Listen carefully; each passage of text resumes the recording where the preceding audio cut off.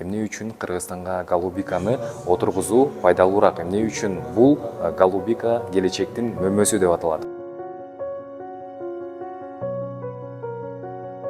Малинага өндүргөндөн дагы жеңил деп атат да, голубиканы. Кымбат дагы экен.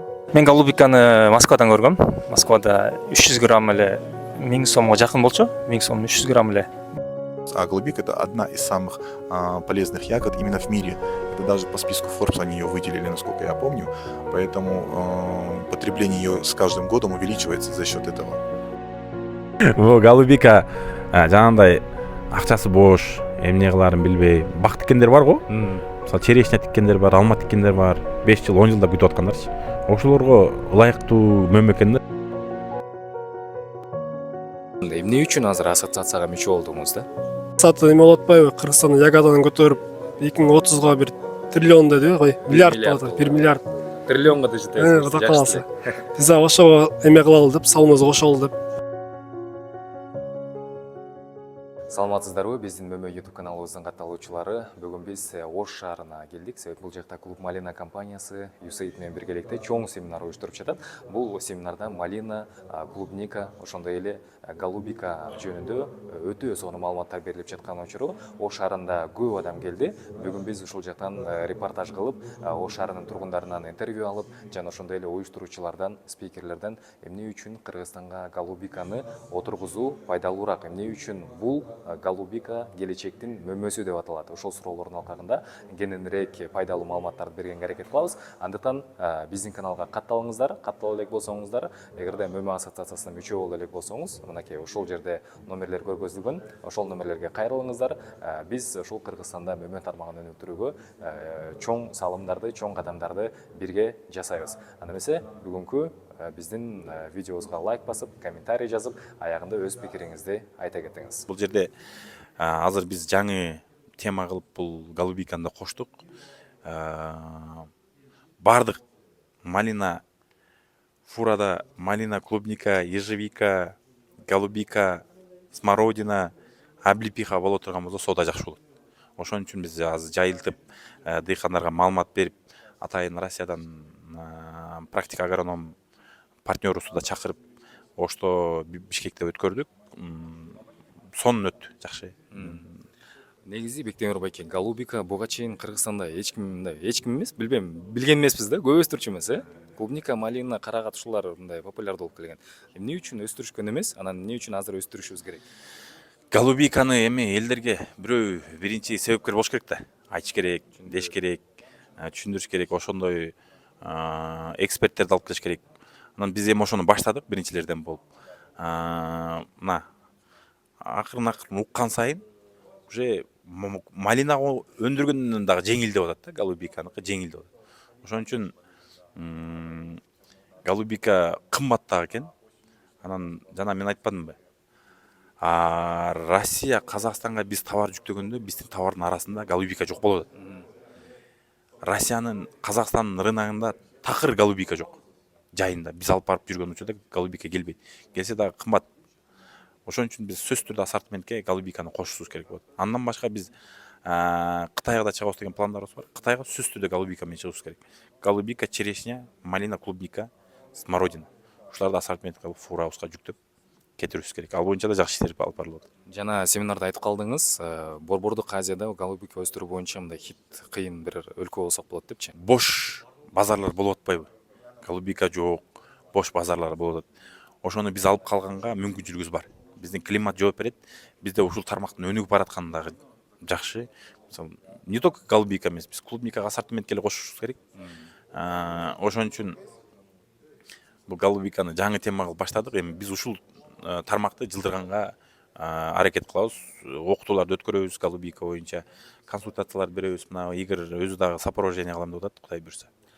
Семинардын алкагында байкадык, аябай кызыгышаттыр элдер, улам бирөө суроо берип, артынан бүтпөй, кайра кол көтөрүп, аягы убактыбыз бүтүп калган үчүн чыктык да. Негизи голубиканын ошо көчөттөрү каяктан келет, анан кантип келет, кимден алат, анан кантип отургузат? Голубиканын көчөттөрү биз азыр жазкы көчөттөрдү биз Польшадан алдырабыз. Былтыр биз Мөмө ассоциациясы менен биргеликте Европага поездка кылганбыз. Ошондо жакшы бир 2 питомник барганбыз. Ошонун бирөөсү менен азыр сүйлөшүп, Кудай буйрса ушу 20-ларында алар менен контракт кылып, голубика көчөттөрүн салдырабыз. Польшадан келет. Орточо басы канчадан болот? 350 деп атабыз 2 жылдыгын. Анан кийин торфун, горошогун кошуп беребиз. Анысы менен биргеликте бир 700 сомдон тегерегинде айланат. 2 жылдык көчөт. Торфу, горошогу менен бирге бир 700 сом тегерегинде айланат. Точно баасын эми дагы торфтор келгенден кийин баарысын айтабыз. Акчасын бар, бирок аны каяка короторун билбей жүргөн байлар үчүн аябай жакшы сунуш экен да. Бул байлардын бизнеси экен да, мындай тигип коюп, мына мен айтып атпаймынбы? Голубиканы 2 жылдыгын алып тиксең 3 жылдан кийин түшүн берет экен. 5 жылда өзү түшүн берет экен да. 3 жылдан кийин түшүн берет экен да, 3 жылдан кийин өзүн өзү жабат экен дагы. Эгер 50 литрлик горошок өстүрө турган болсо 25-30 жылга чейин жашайт дейт.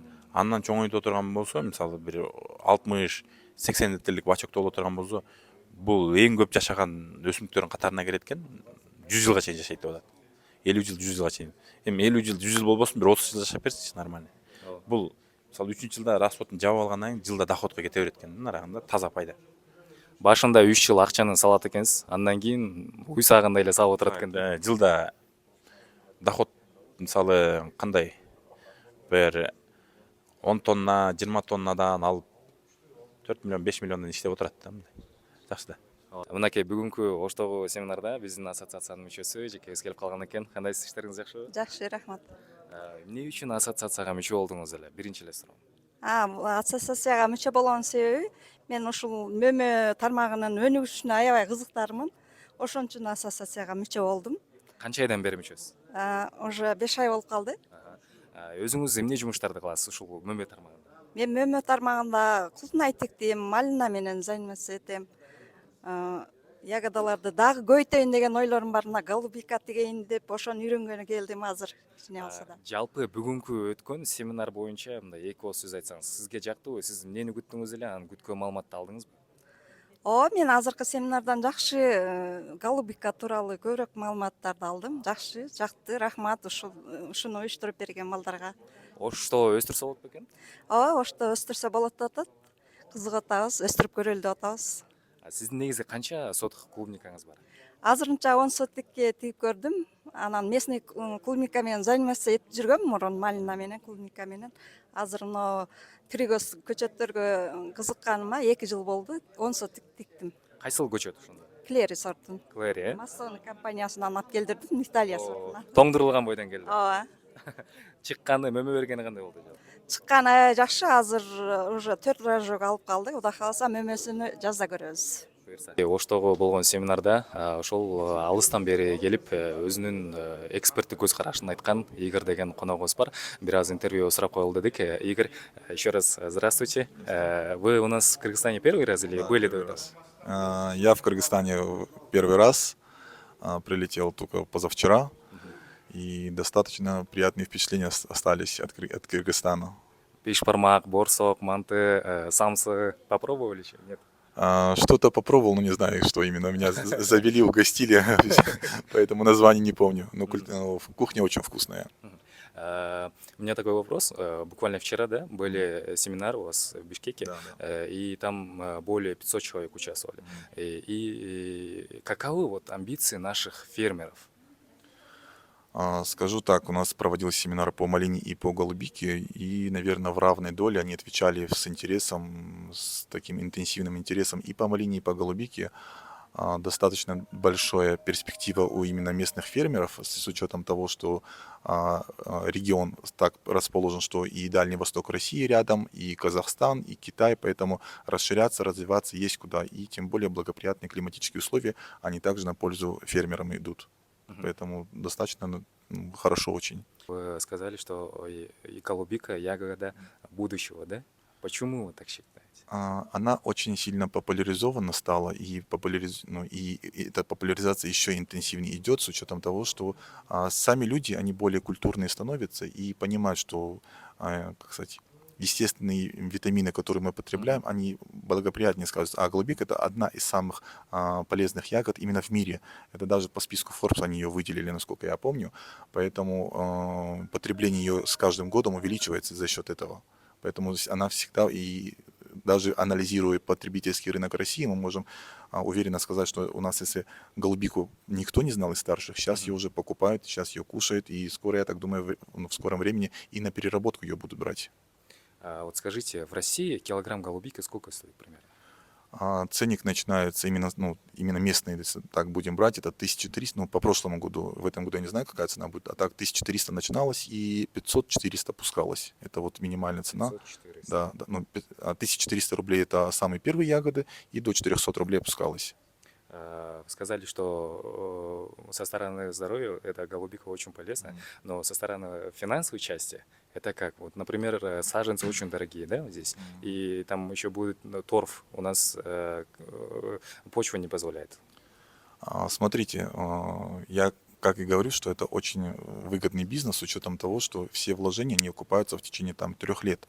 Это с очень высокой процент рентабельности там. Поэтому у вас литр торфа, насколько я понял, с логистикой считая, в районе 3,50, максимум, если город Ош брать, то это 4 рубля будет, скорее всего, так как чуть дальше. Это 4 литра, максимально, что мы можем емкость посадить, это 50 литров, это уже у нас 200 рублей получается, плюс саженец. Это не такие большие вложения, которые мы можем закладывать именно в плане бизнеса и которые рассчитываем мы получить в ближайшее время. Это очень выгодное направление. И тем более здесь нет посадок. И первые фермеры, которые зайдут на рынок, у них весь рынок их не будет свободный. И достаточно такая хорошая цена будет для них. Жалпы семинар кандай болду? Сиз күткөндөй болдубу? Мен күткөндөн жакшыраак болду. Эми бул культураны биз билбейт элек, айрыкча ушу голубика тармагында вообще уккан эмеспиз. Эми укканбыз, кандай десем, живой уккан эмеспиз да, только интернеттен көрчүбүз, анан азыр келип кыйла жакшы маалыматтарды алдым. Бул дагы аз, дагы окуп үйрөнүш керек экен, келип катышып, дагы семинарларга көп катышып окуса, анан ошондо гана ийгиликти жаратса болот да. Өзүңүз негизи эмне иш кыласыз жалпы? Мен клубника тармагында эми жаңы эле баштап бизде 1 жылдан бери ушу клубника менен иштеп атам. Анан ошого голубика тармагында үйрөнөйүн деп ошого келдим эле. Ошону үйрөндүм. Голубикага кызыкканыңыздын себеби эмнеде болду? Мен голубиканы Москвадан көргөм. Москвада 300 грамм эле 1000 сомго жакын болчу. 1000 сом 300 грамм эле контейнерде сатчу. Ошону жеп көрүп, дамын көрүп, анан акчасы да жакшы болуп, бизге эксе болобу, болбойбу, биздин температура туура келеби, влажность туура келеби деп анан ошого Кабардине Болгариядан келген экен Игорь. Ошого да мен ошо суроолорум ошол болчу. Алардын температурасы менен биздин температура келеби, Кыргызстанга айрыкча Ош жергесине туура келеби, келбейби, ошону мен тактап билиш үчүн келгем. Ошого мен кызыгып, акчасына кызыгат экенсиң, пайдалуу жагы бар экен, балдарыңа берсең да ден соолугуна чың болот экен, өзүң дагы сахарга каршы, жүрөк инсульт, инфарктка каршы эмелер бар экен, ошого кызыгып ошого келгем. Мына ошол бүгүнкү семинарда биздин ассоциацияга жаңы мүчө болуп катталды. Мүчө болуп катталышыңыз менен куттуктайм. Буюрса ассоциациядан өтө бир чоң маалыматтарды аласыз деген ишеничтемин. Негизи сиз өзүңүз эмне менен алек болосуз? Эмне үчүн ассоциацияга мүчө болдуңуз? Биз ошо мөмө тармагында майлин эгебиз. Каракулжада ошо бир 80 сотуктун тегереги бар. Ошол голубиканы көрүп, буга да кызыгып эме кылып атабыз. Мындай эксекпи деп. Ошо Каракулжага ыңгайлуу экен да. Тоолуу, шамалдуу, мындай күн өтө ысык эмес. Ошону көбөйтөлү деп, жакта досторум менен чогуу биргеликте. Малина эгем дедиңиз, канча жылдан бери алектенесиз? Анан түшүм ала турган болсоңуз, мисалы, саттыңызбы быйылкы жылы? Малина ошо былтыр жазда эккенбиз, 18 сотук болуп жакшы эле саттык, 300 килограммдан жогору саттык да. Биринчисин анан күзүндө дагы көбөйттүк, күндө 65 сотукка көбөйтүп. Ошол. Кайсыл көчөтүн? Полька. Полька. Анан экспериментке Марейоланда эгип койдук да. Ошондо көрөлү депчи. Анан эмне үчүн азыр ассоциацияга мүчө болдуңуз да? Мүчө болгон себеби булардын максаты эме болуп атпайбы? Кыргызстандын ягоданын көтөрүп 2030га бир триллион дедиби кой? Миллиард болот, 1 миллиард. Триллионго да жетесиз. Кудай кааласа. Биз ошого эме кылалы деп, салымыбызды кошолу деп, анан ошо Каракулжабыздагы эме болсун депчи, өнүксүн деп ошону эме кылып атабыз да. Буюрса ошол максаттын бардыгына бирге жетебиз деп ишенебиз. Дагы бир жолу мүчө болуп катталышыңыз менен албетте ушул тарапта биз сиз менен мөмө тармагын өнүктүрө алабыз деп мындай көзүм жетет. Рахмат чоң сиздерге да.